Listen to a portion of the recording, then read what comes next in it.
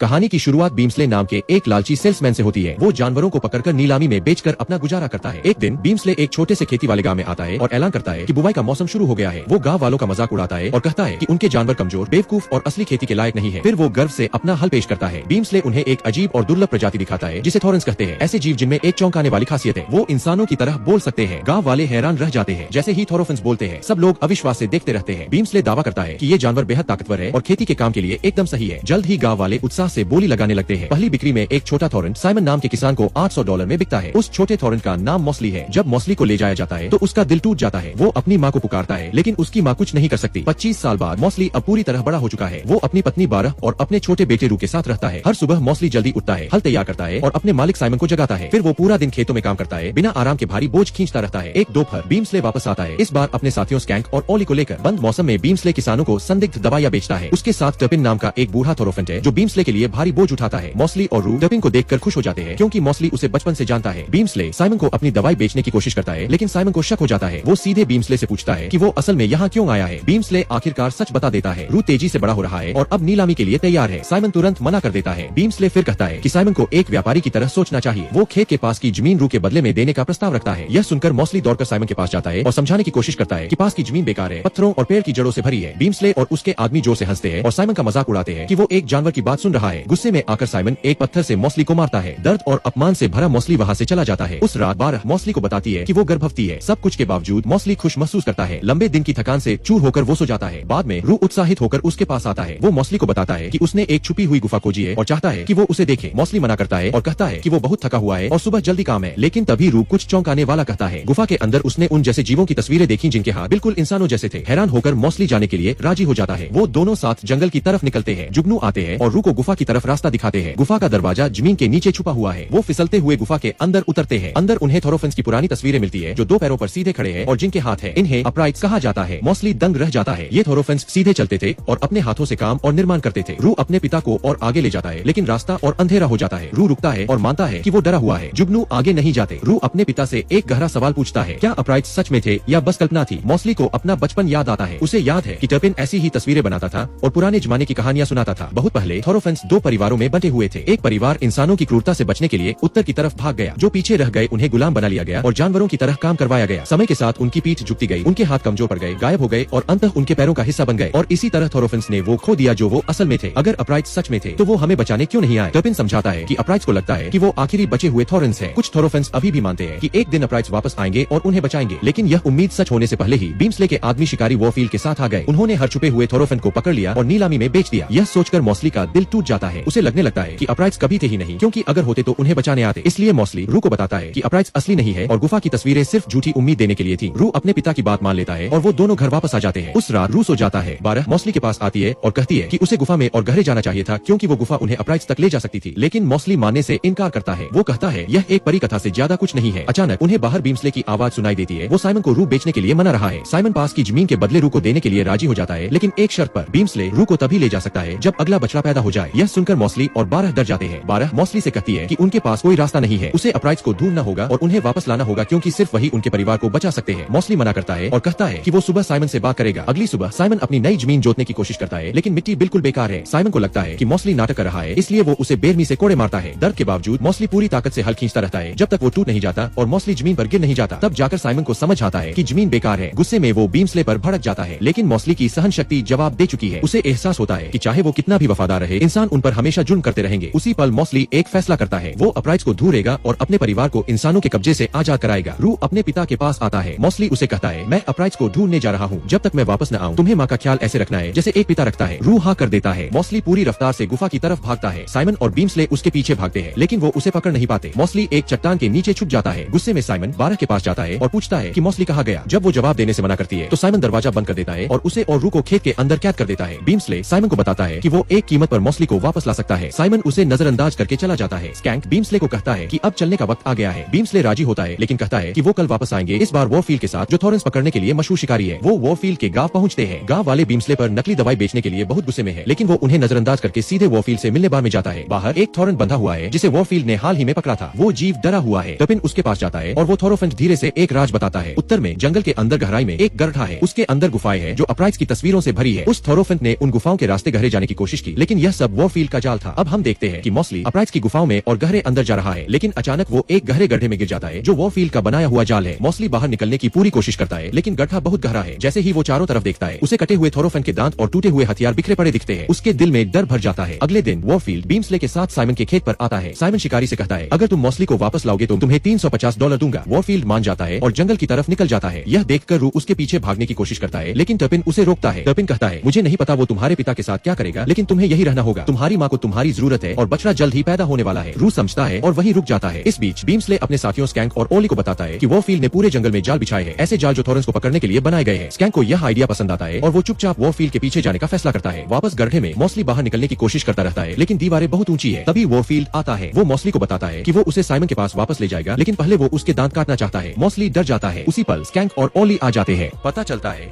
कि गुफा की तस्वीरें पुरानी नहीं थी, वॉरफील्ड ने उन्हें चारे के तौर पर बनाया था।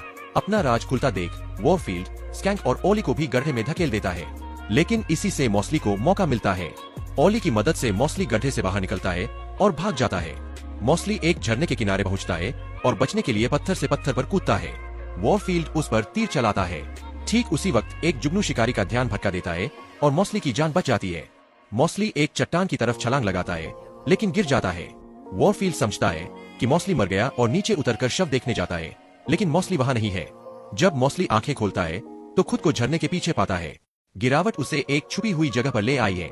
जैसे ही मॉस्ली चारों तरफ देखता है, उसे 3 थोरोफिन्स दिखते हैं जो सीधे खड़े होकर चल रहे हैं। उनके नाम है वॉरी, डाइवर और गेलिंग। उसी पल मॉस्ली को सच्चाई का एहसास होता है। अपराइट्स सच में है।